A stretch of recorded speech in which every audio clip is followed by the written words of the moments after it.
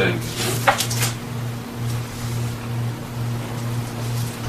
말씀드렸던 것처럼 이사야서는 선지서는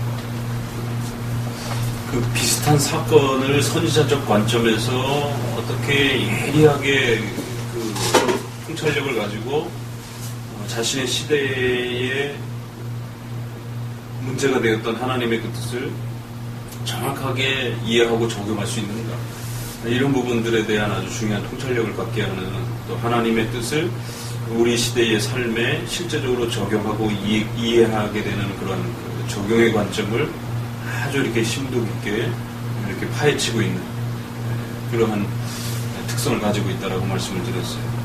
그 이제 칼빈 목사님도 보게 되면은 이 선지서를 특별히 주석할 때는 아주 그 현실 부분에 대해서 굉장히 날카롭게 이렇게 지적을 합니다.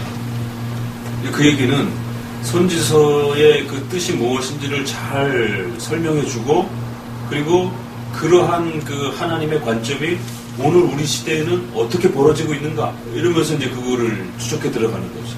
정치, 사회, 경제, 일반적 그 모든 그 사회 문화와 관련돼서 어떤 사건과 관련해서, 그럼 과연 이 시대에는 이런 부분들이 문제가 되어서 하나님의 그 중요한 그 부분에 있어서 장점과 단점의 부분들을 이렇게 지적받았다면, 그런 하나님의 그 역사하시는 방식이 오늘 우리 시대의 국가와 가정과 사회 속에서는 그럼 어떤 식으로 이루어져 갈 것인가, 이런 부분들에 대한 해석. 그래서 그 시대의 칼빈 시대에 일어났던 전쟁이라든가 또 그 어떤 자연재해라든가 이런 것들을 이렇게 접목시키고 이렇게 연결해가는 데 있어서 아주 실천적으로 구체적으로 이렇게 언급해가. 그 예레미야서를 해석할 때는 뭐라고 얘기하냐면, 예레미야 선지자가 다시 와도 나 같은 말을 할 것이다 라고 이렇게 아주 굉장히 큰 자신감 있는 표현이죠. 저희가 정확하게 그 예레미야 선지자의 의도를 알았고, 그런 하나님의 의도를 오늘 우리 시대의 역사와 그 사건 속에 어떻게 조명해야 될지에 대해서 아주 정확하게 말해줬다라는 거죠.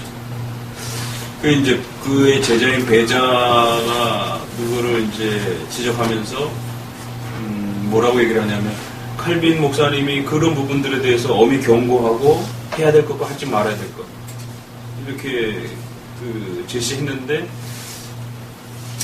그 부분들을 이렇게 순종하지 않아서 결국 나라가 큰 위기에 빠졌다라고 이렇게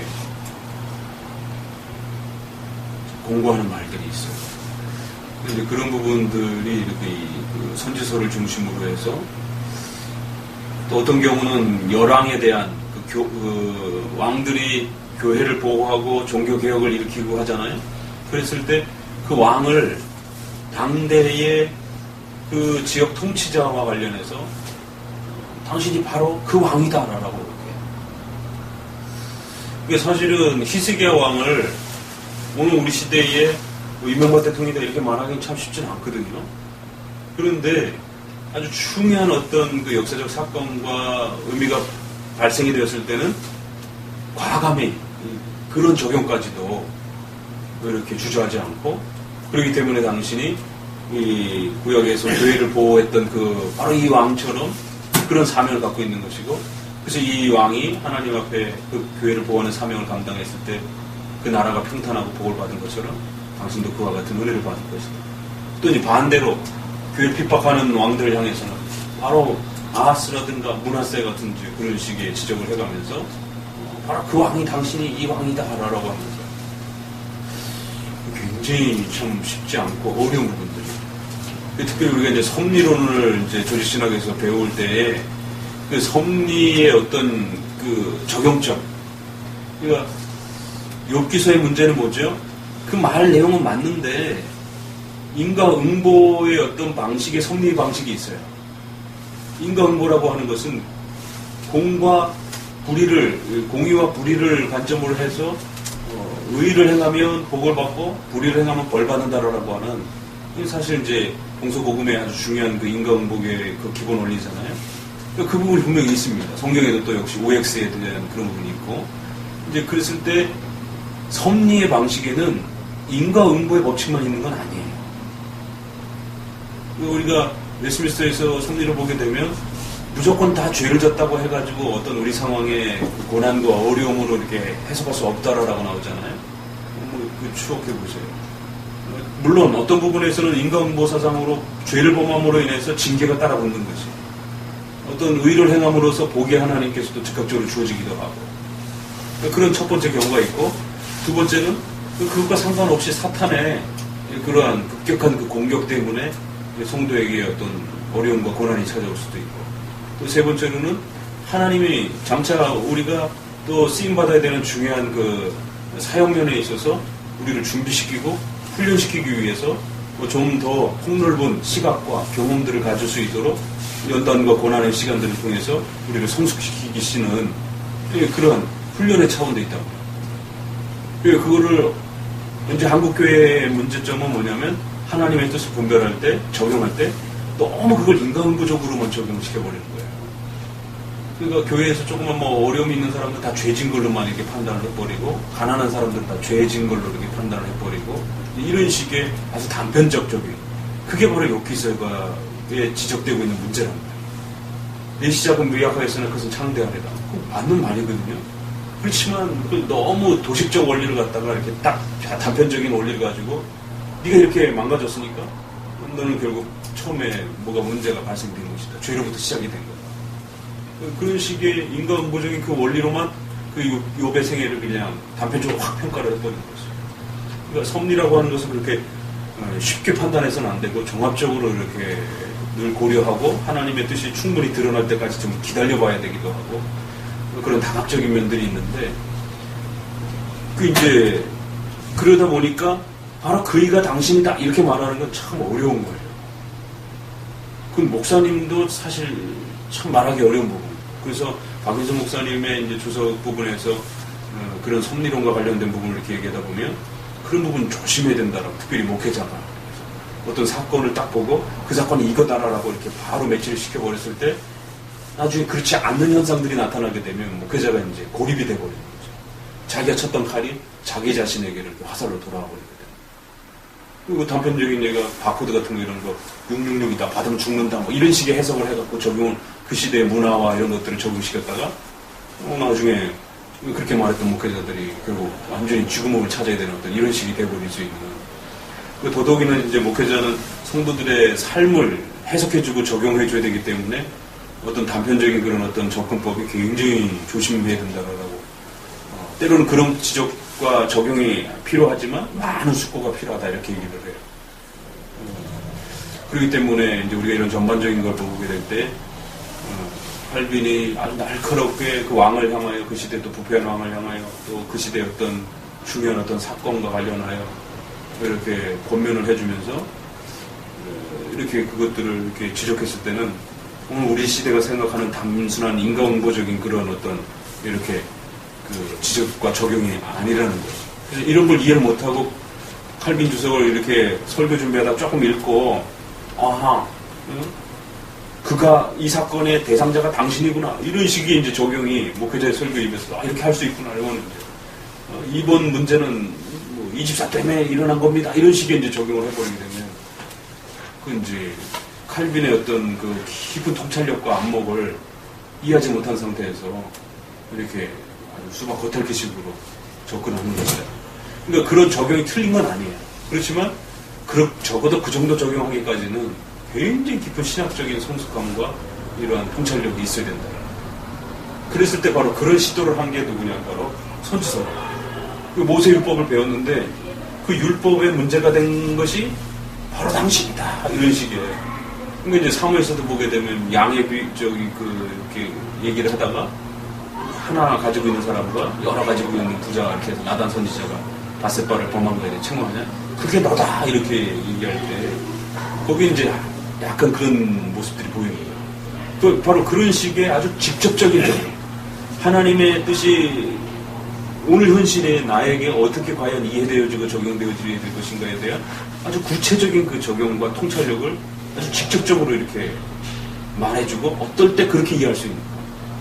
어떨 때는 좀 더 이렇게 지켜봐야 되는 거예요. 이런 식의 그 접근들에 대한 부분들 부분들을, 그러니까 적용, 그 해석, 이런 것이 아주 깊다는 거죠.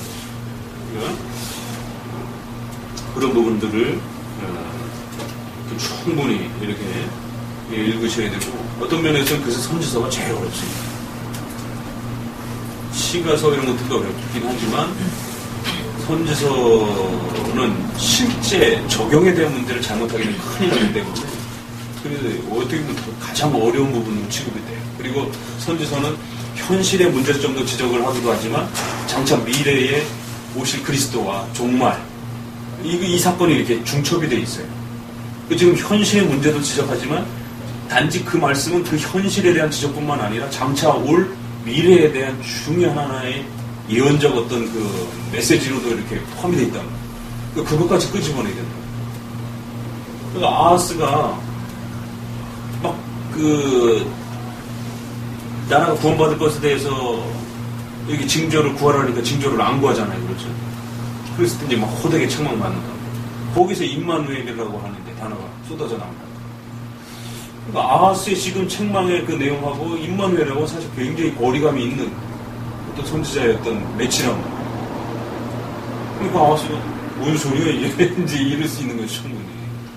그러니까 선지서는 그런 면에 있어서 그 현실의 하나님의 율법의 뜻을 잘못 곡해한 부분들에 대한 해석과 적용에 대한 그 부분도 있지만, 그래서 그 당대 사람들의 죄와 아픔들을 해석해 주는 것도 있지만, 또 더 넘어서 미래에 대한 부분까지도 함께 고민하고 그걸 열어놓은 이중적 그런 어떤 개념들이 이렇게 포괄되어 있어서 아주 쉽지 않고 어려워.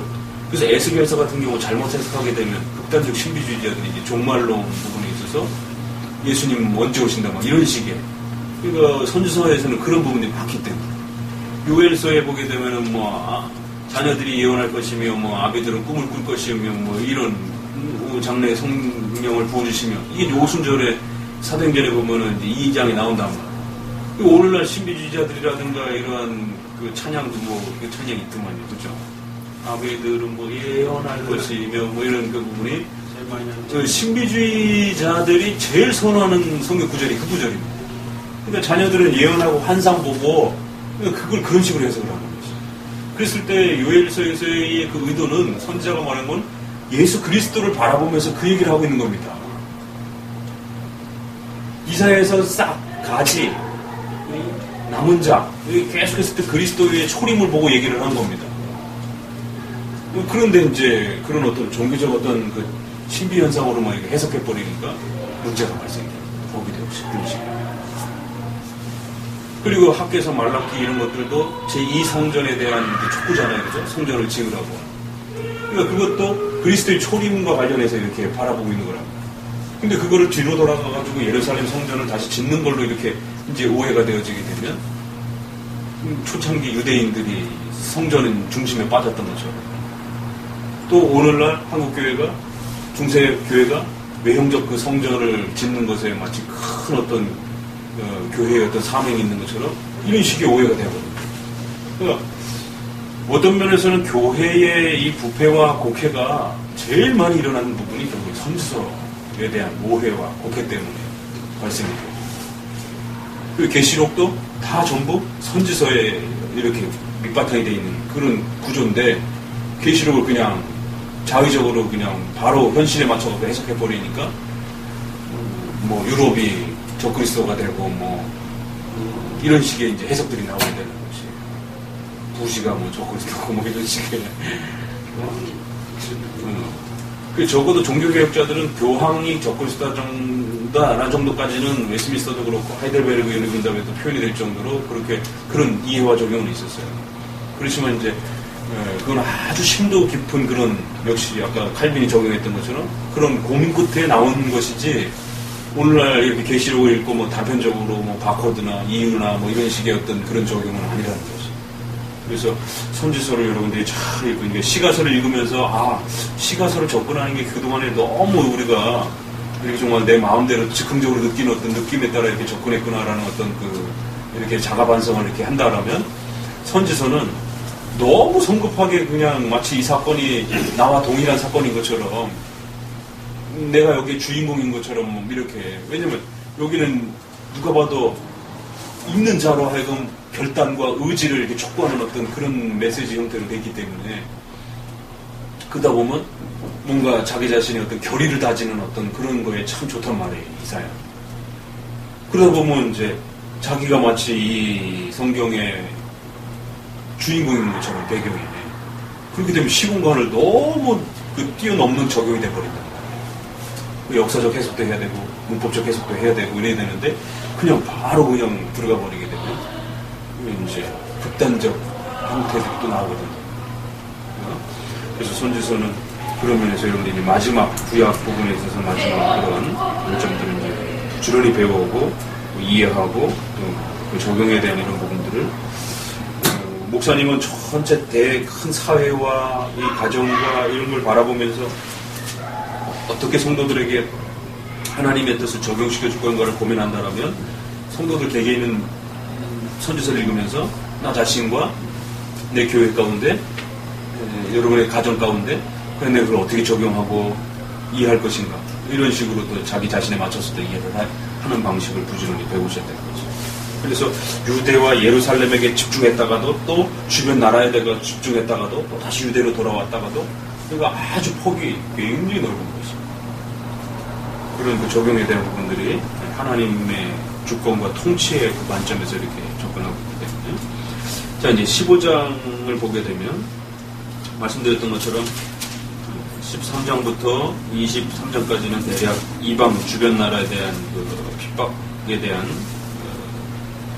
징계 또 흥망성쇠에 대한 부분들을 아주 깊이 있게 다뤄주고 있다라고 말씀드렸죠.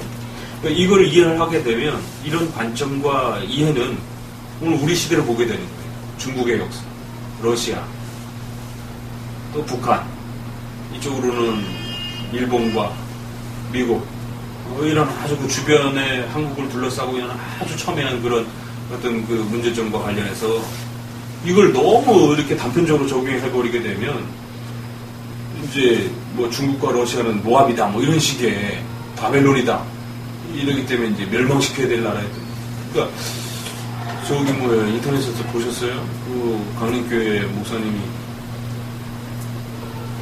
박원순 그 탄핵 무슨 뭐 서명 뭐 그래가지고 네, 6개 정목에 해당이 돼가지고 이제 뭐 이렇게 뭐 그런 그 뭐라냐 신임 투표 뭐 그런 거에 대한 어떤 그 서명을 한다라고 이제 나왔더라고요. 근데 거기 중에 하나가 이제 북한에 대한 그 반공사상적인 개념에서 문제가 있다 그러면서 나라를 이제 민주주의를 망하게 하는 어떤 사실 물론 그런 면이 있긴 있지만 그 객관적으로 증명하기가 참 쉽지 않은 부분들이거든요. 그러니까 박원순이 바벨론이다 이런 식의 적용이 돼버린 거예요. 그냥 바로. 그러니까 그 국가의 정체성과 관련해서 민주주의냐 이런 어떤 공산주의에 대한 예민한 문제인데 그거를 신학적인 문제를 이렇게 바로 접근해가지고 이거다라고 이렇게 적용을 해버리게 되면 그래서 교회의 적이다 이렇게 해버리게 되면 문제가 이제 굉장히 쉽지 않은 것이에요.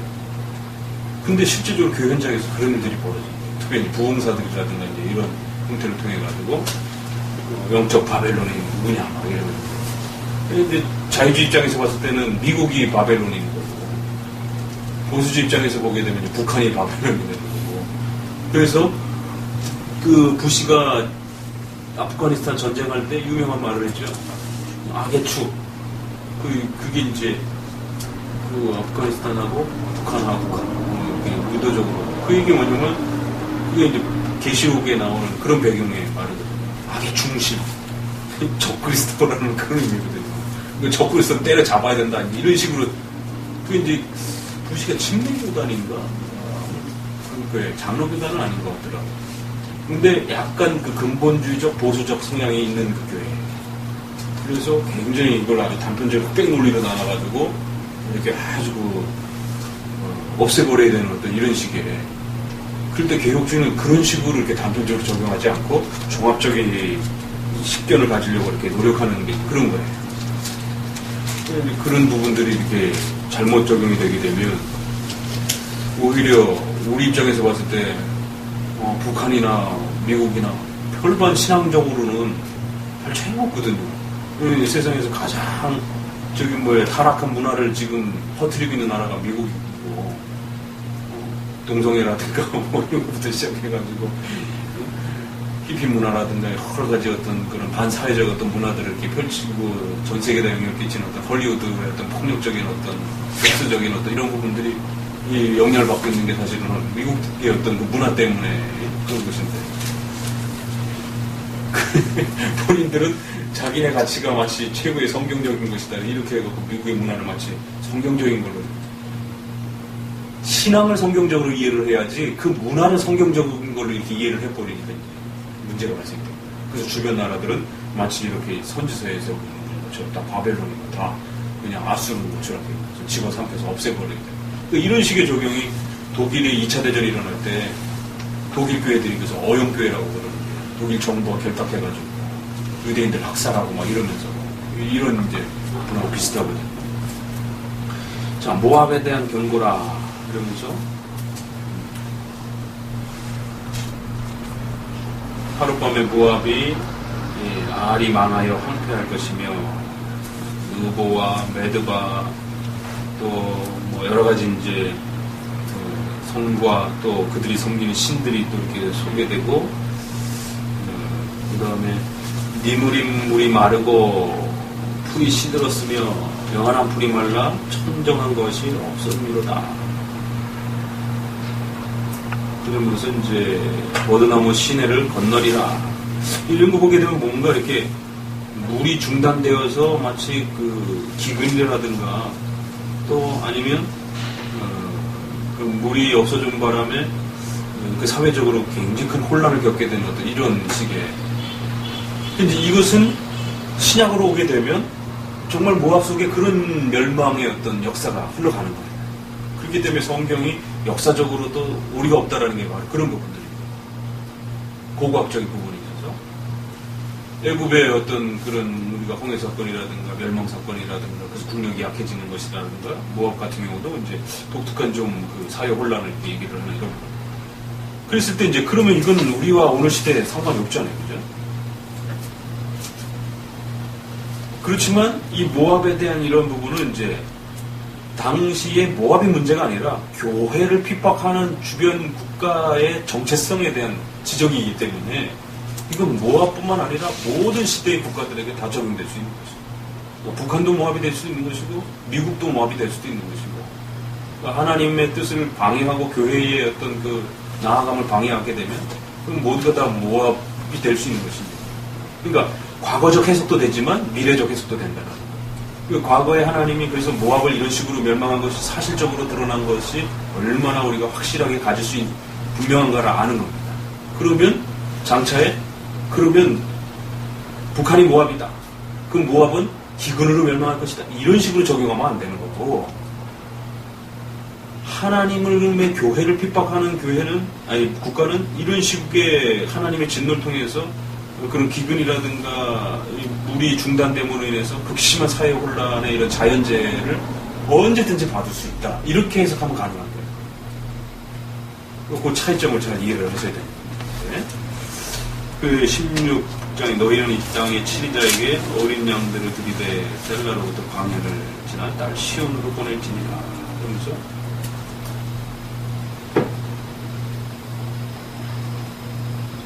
4절에도 보니까 나의 쫓겨난 자들로 너와 함께 있게 하되 너 모압은 멸절하는 자 앞에서 그 피할 곳이 되라. 대저 토색하는 자가 망하였고 멸절하는 자가 그쳤고 압제하는 자가 이 땅에서 멸절하였습니다. 다윗의 장막의 왕은 인자함으로 굳게 설 것이요 그 위에 앉을 자는 충실함으로 판결하며 공평을 구하며 너희를 신속해. 그러니까 이스라엘이 어려울 때 도움을 줘야 하는 그런 위치에 있어야 된다는 거예요. 너의 사명. 그런데 오히려 6절 이하 보게 되면 이제 모압의 가장 큰 죄가 뭐죠?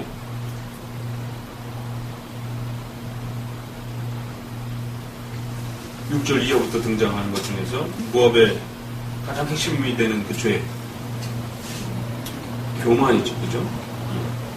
심히 교만하였더라. 그 거만하며 교만하며 분노함도 들었다. 왜 그러냐면 그 건포도 떡을 위하여 그들이 슬퍼하며 심히 근심하리니. 9절에도 보면 나의 눈물로 너를 적시리니 너의 여름실과 너의 농작물에 떠드는 소리가 일어납니다.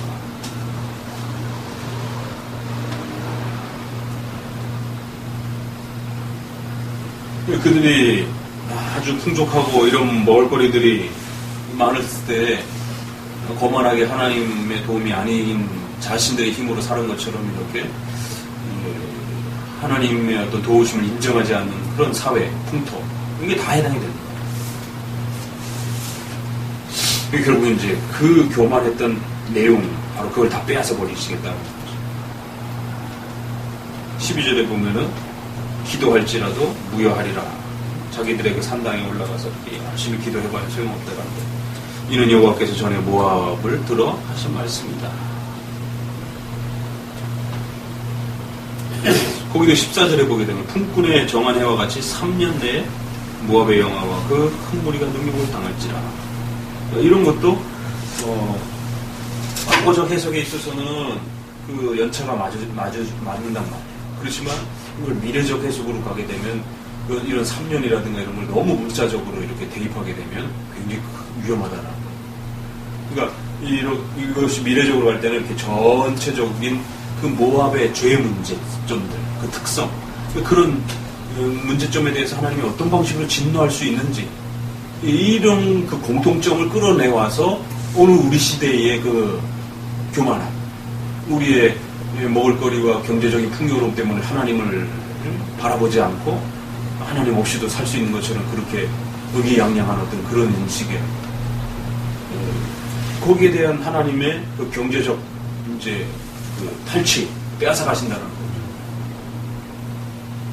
그럼 여기 보면 이제 3년 이렇게 한 부분들이 보게 되면 그 풍족함이 3년 만에 망한다는, 나라가 3년 만에 망하지는 않잖아요. 그죠? 굉장히 신속하게 망할 것이다라는 거, 하나의 경고죠. 그런 부분들에 대해서 우리가 적용할 수 있어요. 자, 17 가게 되면 이제 다메섹. 여러분 그 지도도 좀 이렇게 익혀 놓으셔야 됩니다. 복사해서 좀 구약을 읽을 때 좀 갖고 계시고. 다메섹은 사도 바울이 이제 회심한 곳으로도 유명하고, 저 북쪽 끝부분에 헐몬산이 있고 헐몬산 밑에 다메섹을 중심으로 해서 동서로 이렇게 나눠지게 됩니다.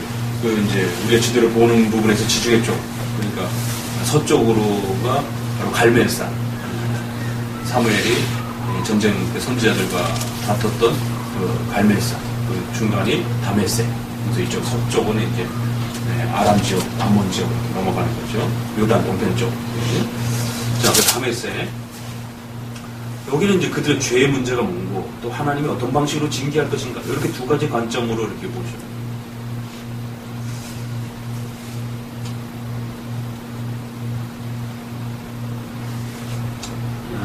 쭉 내려오셔서 이제 실제로 보니까 그날의 사람이 자기를 지으신 자를 쳐다보겠고 그 눈이 이스라엘의 거룩하신 자를 바라볼 것이라.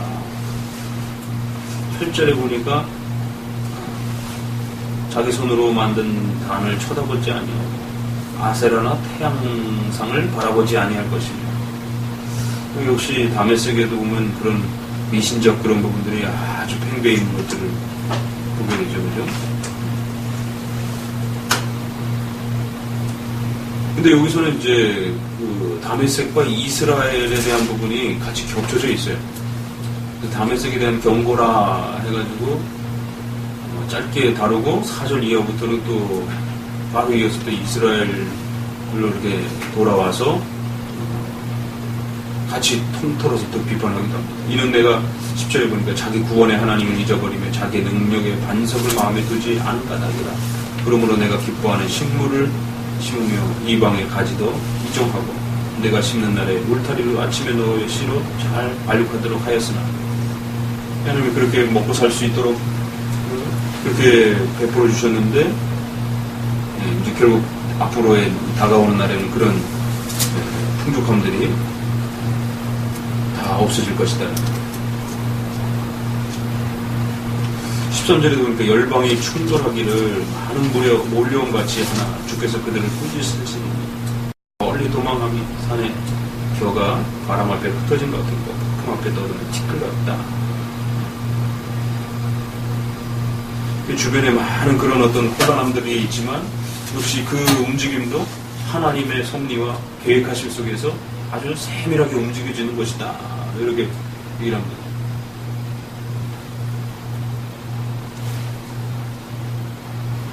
자, 또 넘어가 봅시다. 18장에는 구수. 구수는 이제 아프리카 이쪽을 말을 합니다.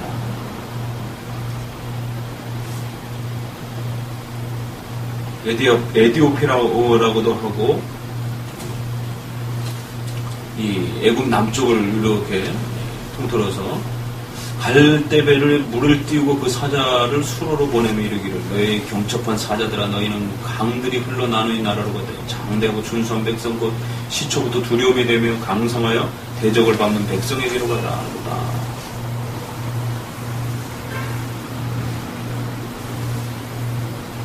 여기도 보니까 뭔가 전쟁에 이제 이런 준비가 이제 일어나면서 애국을 향하여 이제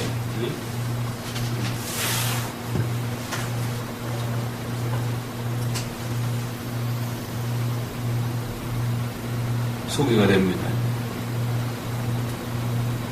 세상의 모든 거민 지상에 거하는 너희여 산들 위에 기울을 세우거든 너희는 보고 나팔을 불거든 너희는 들을지어다.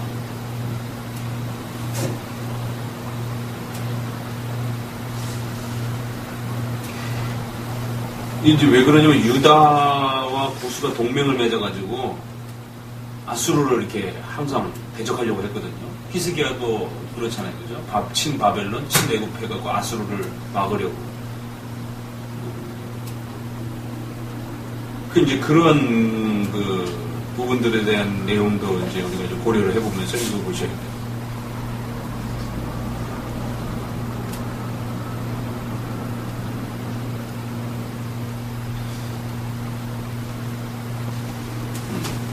요 표현은, 그 2절의 요 표현은 에디오피아를 말하는 건데, 그 갈대배를 띄우고, 그러면서 강들이 흐른 나라로 가서 이렇게 도움을 요청해봐라, 뭐 그런 이제 표현이기도 해요. 사자를 이렇게 보내서 그런 위대한 그런 나라처럼 여겨졌던 그런 나라에 그런 도움을 이렇게 청하려고 이렇게 하는구나. 근데 연합에 대한 이제 이런 부분들을 이제 비판적인 표로 여호와께서 내게 이르시되 나의 처소에서 종용이 감찰함이 죄인은 일강 같고 가을 더위에 운무 같도다. 너희가 아수르를 이렇게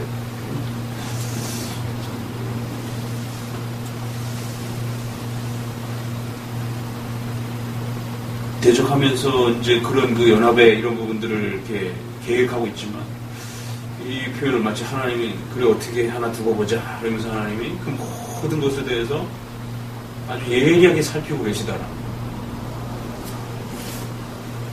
쬐이는 그 감찰함이 쳐다보심이 쬐이는 일강 같고 가을 더위에 운무 같도다. 가을에 잠깐 이렇게 해를 가리는 그런 그 구름.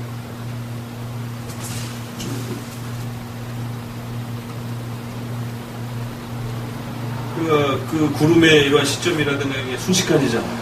그런 부분 마치 하나님이 이렇게 보심이 햇빛이 쫙 내리쬐는 것 같고 또 아니면 그런 그 구름 가을 더위에 그 구름이 이렇게 움직이는 이런 그 초점 하나까지도 헤아리듯이 이러면서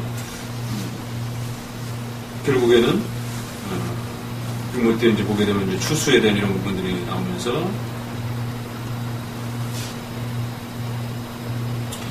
이 7절에 보니까 그 위대한 나라를 밟는 나라가 있다라는.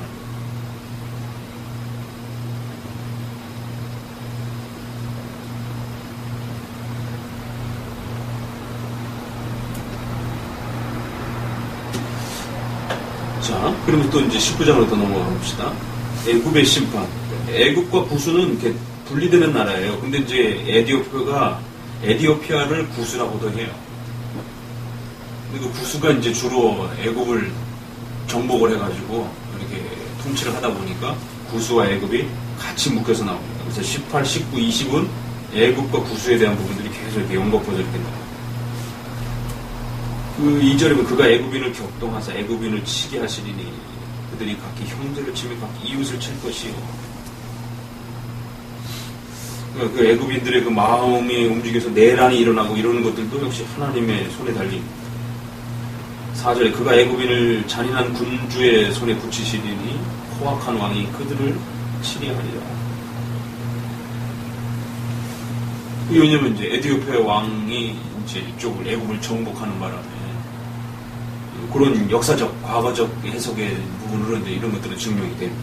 실제로 애굽이 에티오피아에 이렇게 지배를 받으면서 구수가 더 강력한 힘을 갖는 어떤 이런 것들. 근데 멸망할 때는 어떻게 멸망을 하냐면은 바닷물이 없어지겠고 강들에서 악취가 나고 나일강에 낚시를 던지는 자를 슬퍼하며 물에 그물을 치는 자를 피곤할 것입니다. 그 6절에 애굽 시냇물은 줄어들고 여기도 보니까 아까 모압처럼 그 강물이 이렇게 손상이 돼버려요. 왜냐면 나일강은 애굽에 있어서 가장 중요한 그런 농사의 근원이잖아요. 그렇죠? 그걸 하나님이 일시에 그냥 붕괴시켜버릴 것이다.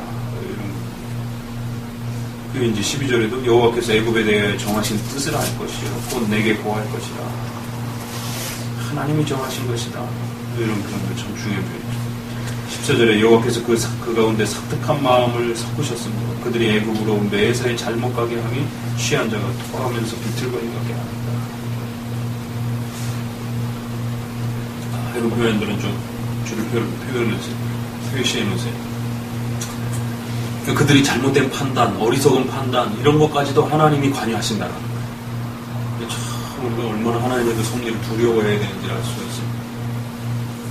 매사에 잘못된 판단들을 그렇게 내리게 하신다라는 거예요. 인간은 자기 스스로가 그 판단을 하는 것처럼 느껴지지만 실제적으로 하나님이 정하신 뜻을 이루기 위해서 그의 마음속에 또 그의 보좌관들의 마음속에 손 잘못된 판단과 분별력만 줘서 결국에는 나라가 아주 혼란한 상태로 빠지게 하는 그런 일들이 일어날 것이다.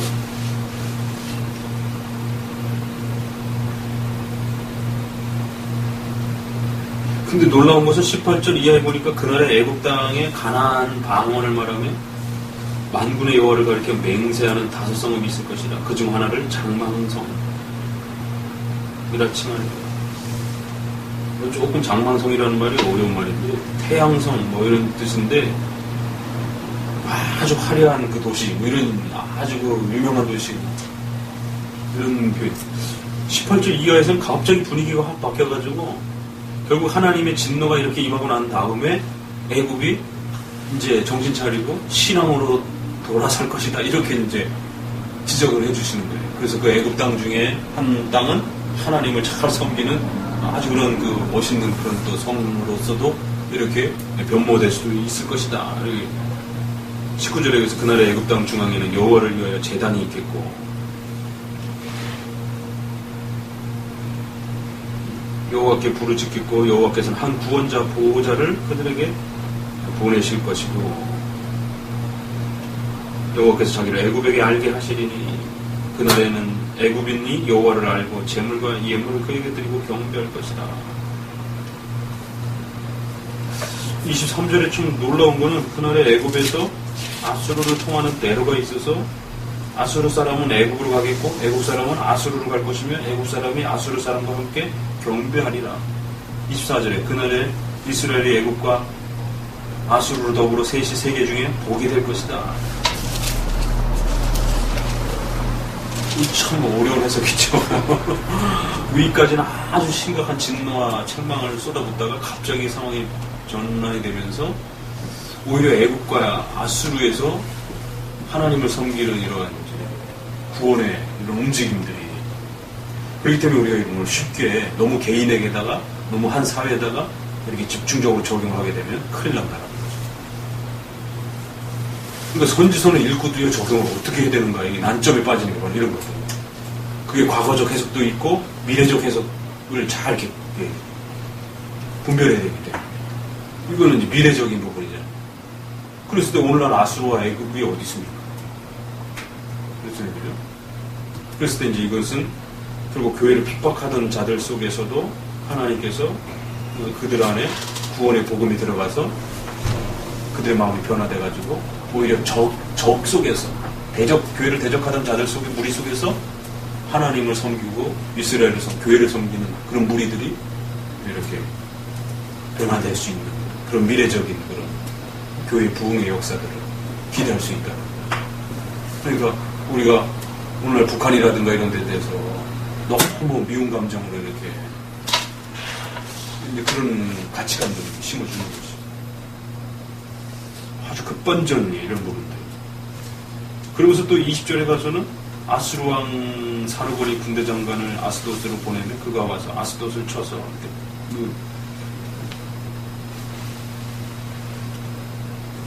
이사에게 일러가라 내 허리에 배를 그르고 내 발에서 신을 벗을지니라 하시매 그가 그대로 하여 벗은 몸과 벗은 발로 가니라. 이것도 참 어려운 해석입니다. 그래서 이사야가 3년 동안 벗은 몸과 벗은 발로 애국과 구수에 대해 예표와 기적이 되었다.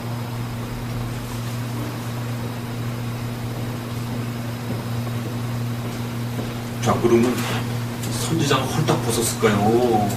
그걸 고쳤을까요? 그런 것도 참 문제가 돼요. 왜냐면은 선지자가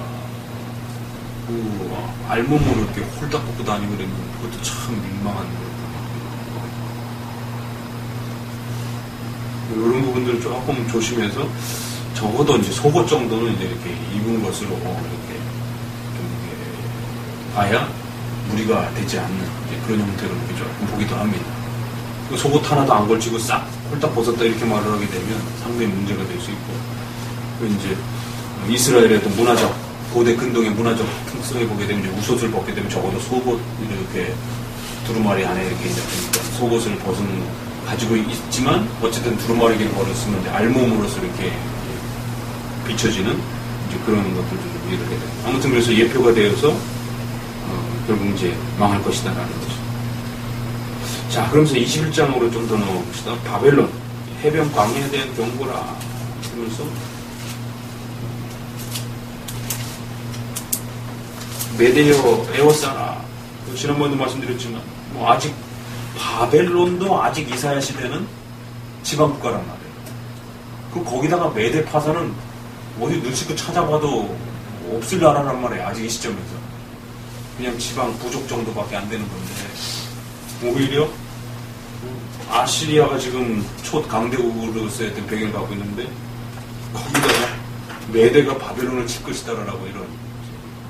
이거는 미래적이면서도 그 미래가 과거적으로 이미 우리 시점에 벌써 정리가 된 거예요. 그렇죠? 왜냐면은 실제적으로 바벨론이 메데 파사에 의해서 멸망했으니까. 그러니까 오늘 우리 시대는 또 이걸 어떻게 적용해야 될 것인가. 그러니까 이거를 세대주의자들은요, 이거를 낱낱이 문자 그대로 어느 나라라 이렇게 막 지정하기도 합니다. 그래서 이제 문제가 되기도 하는데, 우리는 그렇게 할 수 없고, 다만 그 교회를 핍박했던 그 바벨론의 대표적 그 나라이기 때문에 하나님께서 또 아주 작은 그런 손길을 통해서도 얼마든지 또 그런 교회의 대적을 멸망시킬 수 있다라고 하는 이런 부분들로 우리가 볼 수 있다라는 거죠.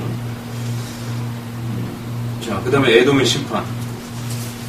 에돔은 어디죠? 에돔은 주로 어디라고 그러죠?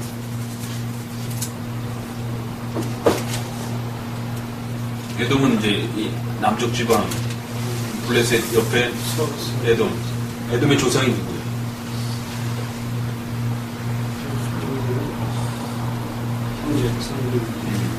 그렇죠.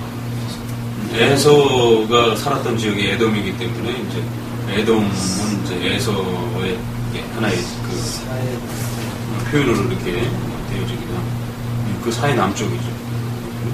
그리고 또 이제 아라비아는 애굽 옆에 그 무슨 나라라니까 그 홍해 있는 그 지도에 보게 되면은 이렇게 해서 그 건너편에 이제 그 대륙으로 넘어가는 그 반도 아무튼 그쪽 건너편을 주로 이 아라비아 반도라라고 이렇게 얘기합니다. 아라비아 그러면 뭐가 유명하냐면 그러니까 예루살렘 사해 그 맨 밑에 쪽을 말하는 거죠. 저 남쪽 밑에 그쪽을. 아라비아가 왜 유명하냐면 사도 바울이 다메섹에서 예수님 믿고 아라비아에서 몇 년 동안 이렇게 전도 활동 본격적으로 시작하기 전에 아라비아에 가서 이렇게 있다가 오잖아요. 그래서 아라비아 신약에서 그래서 이렇게 지었고요. 자, 또 나오고 22장으로 이제 예루살렘으로 다시 돌아옵니다. 이상 골짜기에 관한 경고라. 그래서 예루살렘을 표현하는 용어들이 여러 개입니다. 이상 골짜기에다 해서 4절에 내 딸 백성이 패멸하였으며, 이상의 골짜기 주 만군의 여호와께서 분노와 발핀과 혼란의 날이여.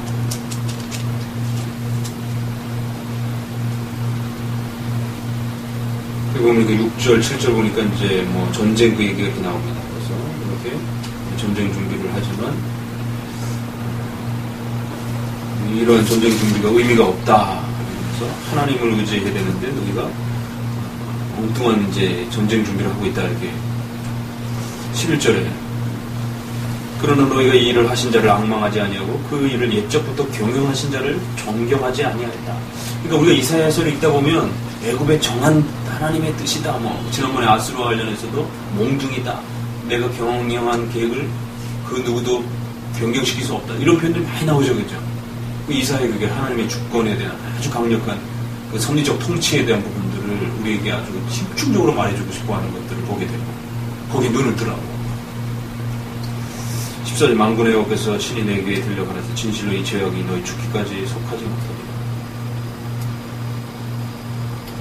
그러면서 또 쭉 보게 되면은 15절에서부터 셈나라는 사람이 갑자기 나와 국고를 맞고 궁을 차지한 셈나를 보고 이랬대. 이게 굉장히 그 관료직인데 그런 그 관료직들이 부패해가지고 대표적인 예로 셈나를 소개하면서 나라가 엉망진창이라고. 대신 20절에 엘리야김을 내가 세우겠다. 이런 것도 이제 과거적 해석을 이미 지나갑니다. 그러나 또 이제 오늘 우리 시대는 또 이제 다르게 적용될 수 있는 것이죠. 셈나와 엘리야김이 이렇게 대표적으로 비교가 되기도 하고요. 자, 23장이 이제 마지막으로 두로가 다시 한번 또 소개됩니다. 두로에 관한 경고라. 다시스의 서쪽들아, 지중해 연안 쪽에 있는 지역입니다. 여기는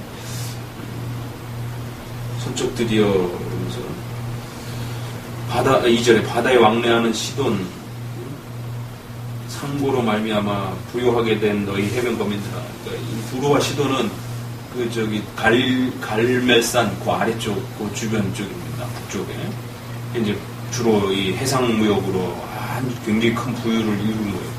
여기서도 그런 얘기들이 나옵니다. 그래서 여러 가지 이런 것들을 풍성하게 너희가 먹고 살았다라는 것이. 그런데 이제 이런 부분들을 결국 너희가 다 잃어버릴 것이다라는 거예요. 8절에도 보니까 두로에 대하여 누가 이를 정하였느냐? 만군의 여호와에 정하신 것이라. 모든 영광의 교만을 욕되게 하며. 11절 여호와께서 바다 위에 손을 펴서 열방을 흔드시며 여호와께서 가나안에 대하여 명을 내려 그 견고한 성을 해파하게 하시고. 그래서 결국에는 그 두로와 시돈 전체가 그 부여함들을 잃어버릴 것이다는 거예요. 근데 15절에도 보니까 그날부터 두로가 한 왕의 연한같이 70년을 잊어버림이 되었다가 70년이 필요한 후에 두로는 기생 노래의 뜻같이 될 것이라. 여기도 뭐 이런 과거적 해석이 또 필요하단 말이에요. 그러니까 하나님이 정해 주신 그 중요한 70년이라고 하는 이제 이런 부분들이 아주 중요한 시간 개념으로 소개가 됩니다. 17절에 보니까 70년이 필요한 후에 여호와께서 두로를 권고하실 것이다. 그래서 그 무역한 것과 이익을 거룩히 여호와께 돌리고 간직하거나 쌓아두지 아니하리니 그 무역한 것이 여호와 앞에 거하는 자의 배불리 먹을 자리로 잘 입을 자리가 되리라. 이런 것도 보면 참 놀라운 지적입니다. 불신자가 그렇게 부유하고 풍요롭게 쌓아놨던 것들이 결국에는 하나님의 놀라운 섭리에 의해서 교회를 돕는 그런 재정의 손길로 뒤바뀔 것이다라는 거죠. 그래서 이제 교회가 이런 말씀들을 읽으면서 위로를 받는 거죠. 지금 당장 어떤 경제적 이런 부분에서도 오히려 그 불신자의 경제적 부유함들을 하나님이 그들의 마음을 바꿔서 그렇게 뭐 장악함으로 내놓을 수도 있는 것이고 여러 역사들이 이렇게 있을 수 있는 것이고. 참 있다 보면은 그 표현 하나하나에 너무 문자적으로 치우치게 되면 이렇게 위험에 빠질 수 있는 이런 부분, 또 그 예언적인 부분들, 또 과거적으로 이렇게 그 지나가는 그런 부분. 그러면서 그런 부분들이 오늘 우리 시대에 또 적용되어질 수 있는 그런 아주 중요한 경고의 하나의 모델로서 하나님의 교회를 핍박하는 수많은 그런 주변의 그 성향들, 국가들, 사회 제도들 이런 게 통틀어서 어떤 식으로 하나님의 징계를 받을 수 있는지 다양하잖아요. 자연재해를 통해서도 또 아니면 여기서 두로 같은 경우는 오히려 그런 상거래라든가 이런 부여함들이 오히려 아주 기가 막히게 교회를 위한 그런 서포트할 수 있는 어떤 이런 식의 어떤 재정으로도 또 이렇게 구조적으로 이렇게 변형될 수도 있는 어떤 그 가치를 또 드러내기도 하고 오히려 애국과 그 구스에서는 적의 그 핍박자들 속에서 오히려 사울처럼 교회를 위한 일꾼들이 이렇게 나올 수 있는 어떤 그런 어떤 중요한 어떤 하나님의 또 움직임도 있을 수도 있고. 자, 그래서 대략 23장까지가 주변 열방들에 대한 이제 하나님의 중요한 계획과 뜻에 대해서 한 묶음으로 딱 정리를 해줍니다. 좀 더 다시 봅시다. 기도합시다. 하나님 감사합니다.